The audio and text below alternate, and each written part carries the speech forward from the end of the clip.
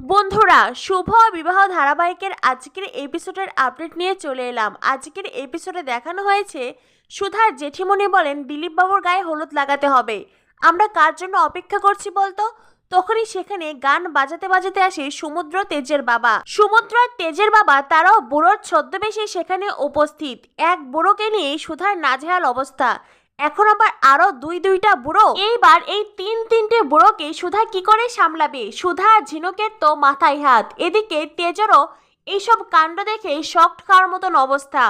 তেজের বাবা তখন তেজকে বলে, কিরে দিলীপে, বিয়ে করছিস আর আমারে কইলি না? তাই তো হগ্গাল হগ্গাল হাজির হইলাম। এইসব কাণ্ড দেখে তেজ অবাক হয়ে যায়। তেজের বাবা সমুদ্র নাচ করতে করতে তেজের কাছে যেতেই তেজ বলে, বাবা তোমরা এখানে কেন এলে? তেজের বাবা বলেন, আরে আমরা আসবো না? আমাদের বাড়ির লক্ষ্মীকে আমার ছেলে আবারও বিয়ে করছে, আমরা না এসে কি থাকতে পারি? তেজ বলে, এসেছো ঠিক করেছো, কিন্তু হ্যাঁ একদম কথা বলবে না বাবা। তুমি যদি ভুলভাল নাম বলো আমি কিন্তু পুরো কেস খেয়ে যাব। তেজের বাবা বলেন, আরে আমি সবকিছু সামলে নেব। এরপরেই সমুদ্র আর তেজের বাবা তারা দিলীপ কুমারের ছোটবেলার বন্ধুর পরিচয় দেয়। বলে, আমরা দিলীপের ছোটবেলার বন্ধু, ধরে নাও আমরা বরযাত্রী। এদিকে দেখা যায় তিনজন বুড়োই নাচ করছে আর সমুদ্র তো একটু পরপর শুধু কৌশলে ঝিনুককে জড়িয়ে ধরছে। সমুদ্র ঝিনুককে যতবার খুকি বলে ঝিনুক ততবারই রেগে যায়। ঝিনুক বলে, খুকি আপনাদের নাতি, আমি খুকি নই। ঝিনুক সুধাকে বলে, দিদি এই বিয়েটা আটকানোর কি কোনো বুদ্ধি তোর মাথায় এলো? আমি না এই বুড়োদের আর সহ্য করতে পারছি না। সুধা বলে, ঝিনুক ধৈর্য ধর, আমার মাথায় একটা প্ল্যান আছে। কিন্তু ঝিনুক, আমি ওই বুড়ো দিলীপ কুমারের গায়ে লাগানো হলুদ কিছুতেই নিজের গায়ে লাগাবো না, তুই একটা ব্যবস্থা করবি। ঝিনুক বলে, আরে দিদি তুই কোনো চিন্তা করবি না, আমি তো আছি। তখনই সেখানে সুধার মা আসেন। সুধার মা এসে সুধাকে বোঝাতে থাকেন, সুধার জামাই থাকতে তুই এইভাবে আরেকজনকে বিয়ে করতে পারিস না, এটা অন্যায়, তুই তো এমন ছিলি না, তুই তো সবসময় ন্যায়ের কথা বলতি। সুধা বলে, মা তুমি এখন তোমার জামাইয়ের কথা না ভেবে আমার উপর ভরসা রাখো, দেখো আমি এই বুড়োকে উচিত শিক্ষা দিয়েই ছাড়বো। সুধার মা সুধাকে ঠিকটা বোঝাচ্ছে বলে সুধার বৌদি সুধার মাকে ওখান থেকে টেনে নিয়ে যায়, যেটা তেজের ব্যাপার নোটিস করে। এদিকে তেজের গায়ে হলুদ লাগানো শেষে তেজ বলে, আমি নিজের হাতে সুধার গায়ে হলুদ লাগাতে চাই। এটা শুনে সুধা ভীষণ রেগে যায়, চোখ মুখ একেবারে বাঁকা করে তেজের দিকে তাকায়। সমুদ্র তেজকে বলে, দাদাভাই দেখেছিস বৌদি কেমন রেগে গেছে? তার মানে বৌদি তোকেই ভালোবাসে। বলে, ভালোবাসা না ছাই, সুধা যে এত দূর আসতে পারে আমি তো ভাবতেই পারছি না, আমিও দেখতে চাই উনি আর কত দূর যেতে পারেন। এদিকে সুধা মনে মনে ভাবতে থাকে, বুড়ো আজ বিয়ের লগ্নে তোকে উচিত মজা বোঝাবো। এদিকে দুয়েল ফোন করে ফ্রন্টেকে বলে, সুধাদি বুড়োকে বিয়ে করছে। ফ্রন্টে বলে, শেষে কিনা সুধাই বুড়োকে বিয়ে করছে? কেন? মানছি বুড়োর হাতে অনেক জোর, গায়ে এখনো শক্তি আছে, তাই বলে আমার দাদার মতন একজন হ্যান্ডসাম যুবককে ছেড়ে এসেছে কিনা এই বুড়ো? দুয়েল বলে, আরে সুধাতে কি এমনি এমনি বিয়ে করছে? ওই বুড়োর তিন কুলে কেউ নেই, ব্যাংকে আছে কোটি কোটি টাকা।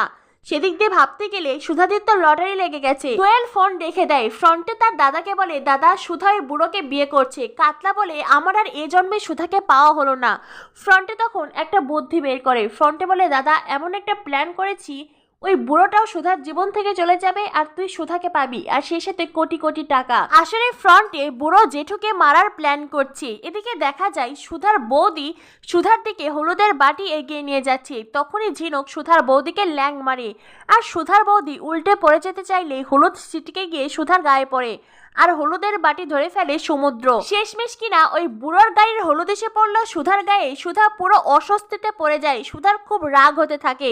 সুধার চোখ মুখ পুরো বাঁকা করে ফেলে। তেজ মনে মনে ভাবতে থাকে, সুধা শুধু এই জন্মে নয়, আগামী কোনো জন্মেই আমি আপনার পিছু ছাড়বো না, আপনাকে প্রত্যেক জন্মে আমারই হতে হবে। এদিকে তরিতা এসে তেজের মা আর মেজমাকে বলে, দিদি ভাই একজন বুড়োকে বিয়ে করছে, বুড়োর অনেক পয়সা আছে বলে দিদি ভাই এই বিয়েতে রাজিও হয়েছে।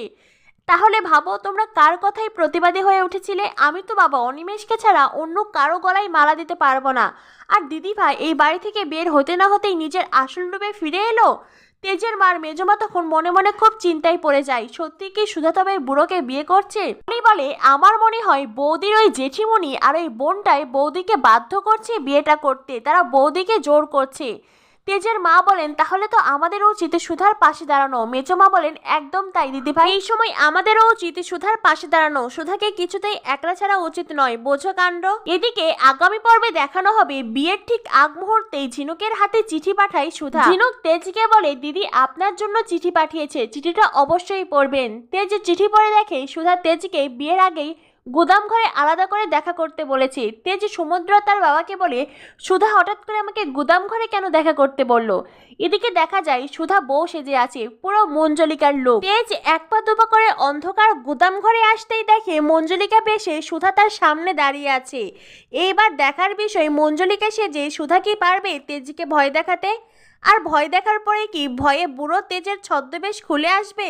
কি হতে চলেছে শুভ বিবাহ ধারাবাহিকে পরবর্তী আপডেট পেতে আমাদের সাথেই থাকো। ধন্যবাদ সবাইকে।